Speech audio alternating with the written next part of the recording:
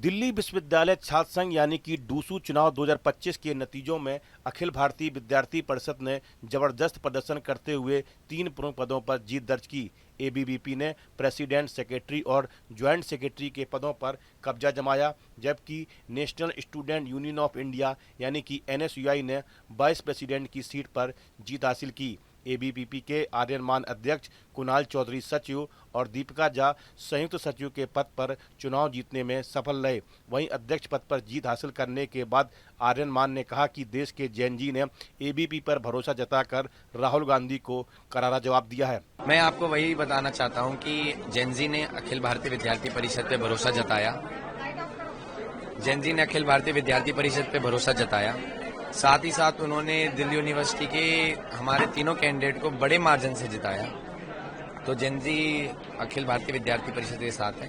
Nationalism की सोच है, देशभक्ति की सोच है। आज में कौन से वो बड़े बदलाव होंगे जो आप सबसे पहले चुनाव जीत करने वाले हैं? दिल्ली यूनिवर्सिटी के स्पोर्ट्स के स्टूडेंट बहुत ज्यादा सफर करते हैं ड्यू टू मेडिकल इश्यूज, और जो उनको स्पोर्ट्स के टाइम इंजरी हो जाती है उसके चक्कर में, साथ ही साथ कोई इक्विपमेंट नहीं है, कुछ तरीके की फैसिलिटी नहीं है। तो इन चीजों के ऊपर हम जरूर आवाज उठाएंगे, क्योंकि मैं खुद भी एक स्पोर्ट्स एथलीट रह चुका हूँ।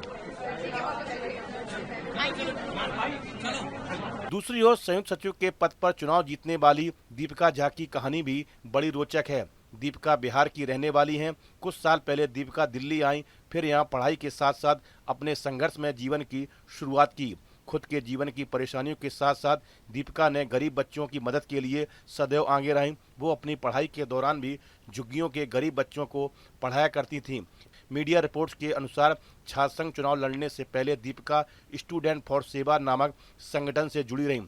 जरूरतमंद बच्चों के लिए झुग्गी झोपड़ी इलाकों में बस्ती की पाठशाला जैसे प्रोजेक्ट भी चलाए, जिसमें गरीब बच्चों को पढ़ाया जाता है। वहीं जीत के बाद उन्होंने कहा कि यह दिल्ली विश्वविद्यालय के छात्रों और अपने परिवार को समर्पित है। हम अपने मैनिफेस्टो के वादों को पूरा करेंगे। ये जीत मेरी नहीं, दिल्ली विश्वविद्यालय के एक उस छात्र की है जो प्रवासी है, जो दूसरे क्षेत्र से आकर दिल्ली विश्वविद्यालय में रह रहा है, हॉस्टलों में रह रहा है, पीजीओ में रह रहा है, और हिम्मत कर मैंने दिल्ली विश्वविद्यालय में चुनाव लड़ा और राज्य विद्यार्थी परिषद ने मुझे टिकट दी। उसके लिए धन्यवाद। मेरा जीत का श्रेय सारा विद्यार्थी परिषद और एक एक विद्यार्थी को जाता है दिल्ली विश्वविद्यालय को, जिसने मुझ पर भरोसा दिखाया, मेरी मेहनत को समझा। छात्राओं के लिए मैं 365 दिन खड़ी रहूंगी। रात के 12 बजे भी अगर मुझे खड़ा रहना पड़ा तो मैं उनके लिए खड़ी रहूंगी। एबीवीपी से चुनाव लड़ने वाली दीपिका मूल रूप से बिहार के मधुबनी जिले की रहने वाली हैं और अब वे डूसू की 69वीं संयुक्त सचिव बनी हैं। उन्हें 21,825 वोट मिले, जबकि उनके प्रतिद्वंदी एनएसयूआई के लवकुश भड़ाना को 17,380 वोट मिले। दीपिका ने 4,445 वोटों की शानदार बढ़त के साथ जीत हासिल की। उन्होंने दिल्ली विश्वविद्यालय के लक्ष्मीबाई कॉलेज से ग्रेजुएशन किया है और वर्तमान में बौद्ध अध्ययन विभाग से मास्टर कर रही हैं।